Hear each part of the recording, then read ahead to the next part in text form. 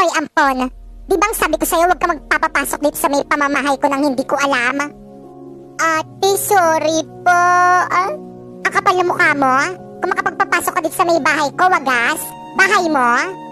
Hindi po. Ba't ka nagpapapasok dito sa may bahay ko nang hindi ko alam? Kapag may nawalang gamit dito, may magagawa ka ba? Wala po. Yun naman pala. Umayos-ayos ka dyan Baka nakakalimutan mo. Palamunin lang kita. Alam ko naman po yun, ate. Hindi ko naman po yun tinatanggi. Sorry po ulit. Hindi na po mauulit. Talagang hindi na. Dahil isa pang pagkakamali mo, papalayasin na kita. Naiintindihan mo? Opo, ate. Ikaw na naman? Ano na namang ginagawa mo dito? Nasaan po si... Wala! At wala akong pakisenyong dalawa. Hindi ka talaga nadadala no? Di bang sabi ko huwag ka na pupunta dito sa bahay ko? Nag-i-skandal ako Gusto ko lang naman po kausapin si... Pues wala siya dito. Lumayas ka na nga. Naiirita ako dyan sa mukha mo. Layas! Ay, hindi ka lalayas, ha? Hindi ka lalayas. Wag po. Ate? Anong ginagawa mo sa magulang ko? Anong magulang sinasabi mo dyan? Ampon? Tay, okay lang po ba kayo? Huwag mong masaktan-saktan yung magulang ko. Ate? Anak, hindi ka nagalit sa akin. Hindi po ako galit. Tao po. Anong ginagawa mo dito sa bahay ko? Nasaan po si... Ate? Anong ginagawa mo dito? Akala ko ba ayaw mo na akong makitang ampun nyo? Ano kasi? Gusto ko lang mag-sorry sa inyong dalawa. Sa lahat ng ginawa ko sa inyo.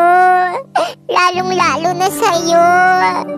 Bakit parang nagbago yung ihip ng hangin? Marunong ka palang humingi ng tawad.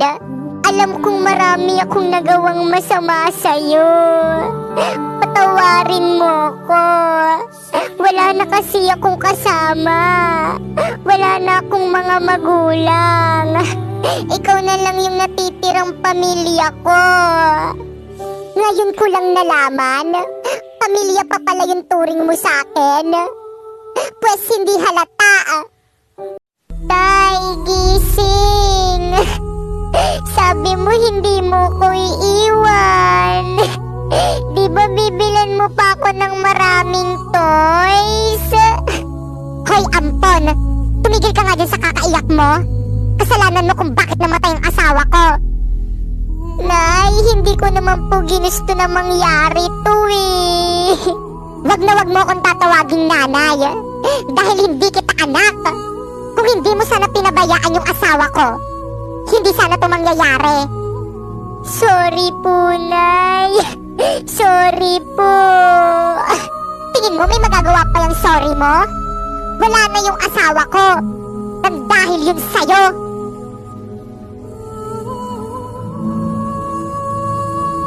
Anak, bakit, Nay? Binilan kita ng bagong sapatos para sa school mo. Wow! Salamat, Nay! Nay, nasan po yung sakin? Aba, sino may sabing mag-aaral ka? Hindi kita pag-aaralin, no? Yung totoong anak at kadugo ko lang yung pag-aaralin ko. Pero, Nay, ang bilin po kasi ni tatay bago siya mamatay, magtapos daw po ako ng pag-aaral. Pues, kalimutan mo na yung sinabi sa'yo ng tatay mo. Dahil hindi yun matutupad. Dahil hindi kita pag-aaralin. Pero, Nay... Huwag ka na nga magpero-pero dyan. Tama ka, Nay. Huwag mo na yung pag-aralin. Dahil ampun lang naman yan. Hoy, Ampon, umalis ka nga sa harapan namin. Maglinis ka doon. Opo, ate. Nay, papasok na po ako sa school. Yung baon ko po. Ay, oo, anak. Ito, bilhin mo lahat ng gusto mo. Nay, hindi niyo pa po ako nabibigyan ng baon. Hoy, ano? Pasalamat ka nga dyan, pinayagan na kita mag-aral tapos sa akin ka pa manghihingi ng baon mo? Ano po kasi, wala po akong pangkain sa school. Pwes, wala akong pake. Ate, pwede bang maghati na lang tayo sa baon mo? Hating kapatid baga. Anong hating kapatid? Baka nakakalimutan mo. Ampun ka lang, tapos makikihati ka ng baon sa akin. Ate, maawa naman kayo sa akin. Paawa ah.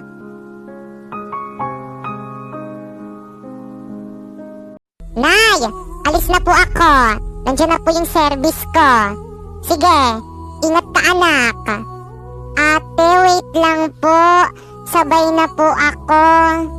Anong sinasabi na ampon na tunay? Hindi ka naman bayad sa service eh. Ako lang yung binayaran ni mama. Maglakad ka. Ampon.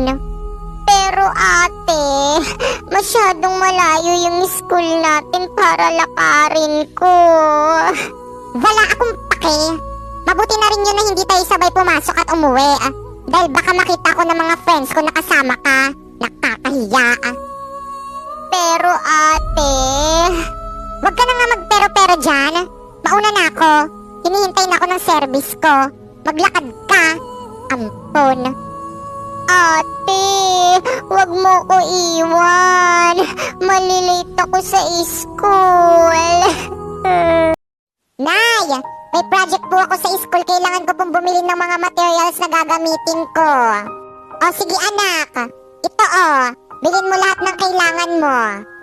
Nay, meron din po akong project sa school. Kailangan ko rin pong bumili ng mga materials na gagamitin ko. Naku, bahala ka dyan. Wala na akong pera. Mamasura ka na lang dyan sa labas. Bagay naman sa'yo yon. Pero ba't si ate po binigyan nyo? Aba, natural. Tinatanong pa ba yan? Siyempre, totoong anak niya ako. Di gaya mo, ampun lang. Umalis ka nga sa harapan namin. Nakakairita ka.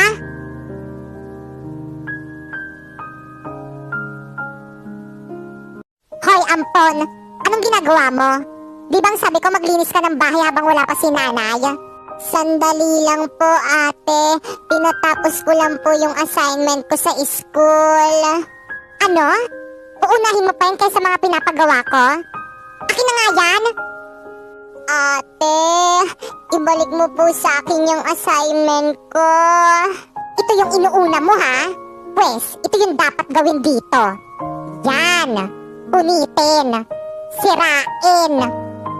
Ate, ba't mo naman sinira yung assignment ko? Pinaghirapan ko yung gawin eh. Wala akong pake. Maglinis ka na nga doon. Linisin mo yung mga kalat na yan. Napakakulit mong ampun ka.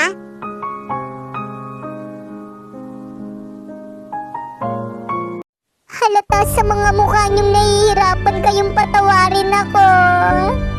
Talagang mahirap. Maiintindihan ko kung hindi mo ako mapapatawad. Lalo't ang dami ko naman talagang nagawang kasalanan sa'yo. Buti alam mo. Anak, wag mong pairalin yung galit mo. Patawarin na lang natin yung ate mo. Sige po, aalis na lang po ako. Hindi ko na po kayo aabalahin o guguluhin. Mauna na po ako. Ate! Bakit? Pinapatawad na kita, ate. Sorry.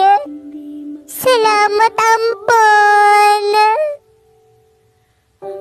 Anak, alam kong malaki yung kasalanan ko sa'yo. Talagang malaki. Kaya nga nagmamakaawa ako sa'yo na patawarin mo na ako. Hindi mo alam kung ano yung pinagdaanan ko.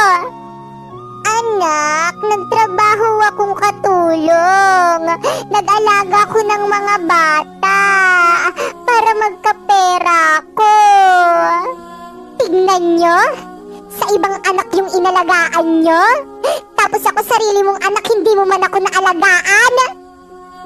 Anak, lumayas na po kayo. Hindi ko po kayo kailangan. Pero anak, sabing layas. Habang hindi pa nauubos yung respeto ko sa inyo.